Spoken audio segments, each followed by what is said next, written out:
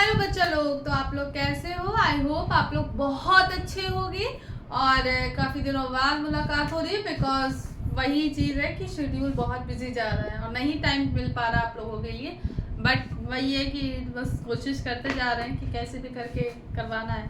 अब यहाँ पे बात करते हैं, हम लोगों ने बेकिंग, हाँ हम लोगों ने बेकिंग सोडा पढ़ लिया था, हम लोगों ने कास्टिक सोडा पढ़ लिया था, एज वेल एज हम लोगों ने इसके साथ ही साथ सॉल्ट को पढ़ा था।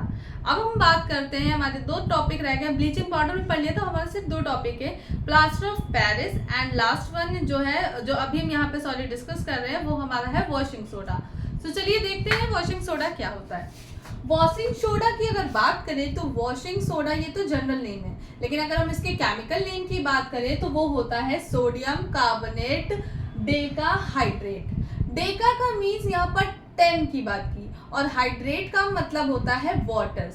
तो ऐसा कार्बोनेट सोडियम का जहां पर 10 नंबर ऑफ मॉलिक्यूल्स वाटर के ऐड होते हैं उसी को हम लोग बोलते हैं वॉशिंग सोडा।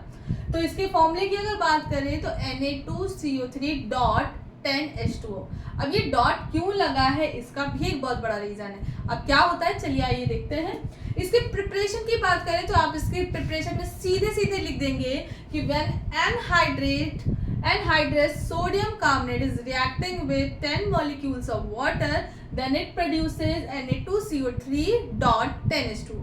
हिंदी में अगर बोले तो जब निर्जलीय, जहाँ पे जल की मात्रा ना हो, निर्जलीय सोडियम कार्बोनेट की अभिक्रिया जब जल के 10 अणुओं से करवाते हैं तो यहाँ पर हमारा जो ये बन जाता है। ठीक है, अब ये डॉट ये है कि एक्चुअल में जो सॉल्ट बन रहा है ये क्रिस्टल के फॉर्म में, क्योंकि मैंने तुम लोगों को बताया था कि जो सॉल्ट होता है उसमें मैं डॉट लगा देती हूँ तो इसका मतलब ये है कि वो क्रिस्टल को डिनोट करता है।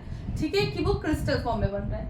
अब इसकी प्रॉपर्टीज की अगर बात करें तो इसकी प्रॉपर्टीज याद रखना, वाइट होते हैं सॉलिड नेचर का, तो ये डॉट लगा है दैट्स व्हाई इसको हम लोग क्या कहेंगे कि क्रिस्टल के फॉर्म में है। तो वाइट क्रिस्टलाइन सॉलिड होते हैं। दूसरी चीज सोल्यूबल इन वाटर होता है, बिल्कुल सोल्यूबल होगा क्योंकि जितने भी वॉशिंग सोडा तुम्हारे होते हैं और बेकिंग सोडा होते हैं ये सब क्या है, वॉशिंग सोडा की अगर सिंपल सी बात करें, बेकिंग को हटाते हैं, वाटर में सोल्यूबल होंगे तभी तो ये वॉश कर पाएंगे कपड़ों को। तो जितने भी सोप होते हैं उन सब में ये भी यूज करते हैं। देखते हैं क्या है बताएंगे। दूसरी चीज बेसिक इन नेचर, यानी कि क्षारीय होते हैं। अब क्षारीय होते हैं तो इसका मतलब पक्का ना पक्का अगर हम रेड लिटमस पेपर लेके आएंगे तो रेड को किस में कन्वर्ट कर देंगे, ब्लू लिट कलर में, क्योंकि क्षार की यही क्वालिटी होती है बेसिक नेचर में। अब इसके यूजेस की बात करें तो याद रखना, जितने भी पेपर की फैक्ट्रीज इंडस्ट्री होती हैं, इसके अलावा सोप की इंडस्ट्री होती है, सोप की इंडस्ट्री के साथ ही साथ जो ग्लास की इंडस्ट्री होती है वहाँ पर जो है वॉशिंग सोडा का यूज किया जाता है। दूसरी चीज एक कंपाउंड होता है बोरेक्स।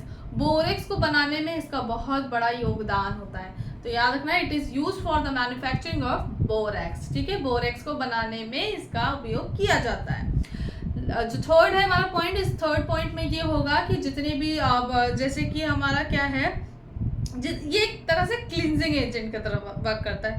तो जितने भी डोमेस्टिक पर्पस होते हैं, जो भी सफाई करने घरेलू होती है, उसमें इसका यूज किया जाता है। एंड द लास्ट वन याद रखना है कि वाटर की हार्डनेस को डिक्रीज कर देता है, हार्ड वाटर को सॉफ्ट बना देता है, इसलिए इसका ये वॉशिंग सोडा का यूज किया जाता है। तो सिंपल सी बात है कि वाटर्स में कपड़ा तभी साफ होगा जो वाटर साफ हो, वह सॉफ्ट नेचर का हो, निर्मल हो, है ना, तभी तो वो उससे रिएक्ट करेगा।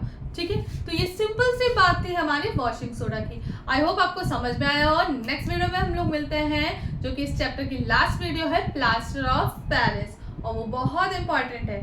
ठीक है, तब तक के लिए गुड नाइट, बाय बाय।